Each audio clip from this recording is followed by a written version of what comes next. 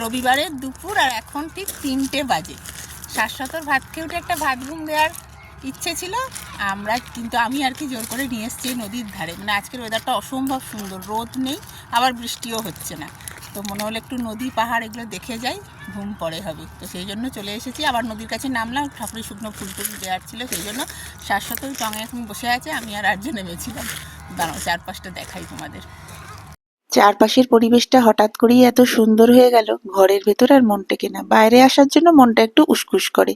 হয়তো খানিকটা পরেই ঝমঝমিয়ে বৃষ্টি আসবে, তবে এখন চারপাশটা অপূর্ব লাগছে। ভর দুপুরে পাহাড় দেখতে বা নদীর ধারে এসে হাওয়া খেতে কোনো মানুষকে দেখতে পাবো এটা আশা করিনি। তবে এখানে এসে বুঝতে পারলাম আমার মতো বেশ কিছু মানুষ আছে। মনকে অনেকখানি অক্সিজেন দিয়ে বাড়ি ফিরছি। ফিরতি পথে দাঁড়িয়ে পড়েছি আইসক্রিমের দোকানে। ঠান্ডা ঠান্ডা হাওয়া খেয়ে আমি তো খুশি, উপরি পাওনা আইসক্রিম।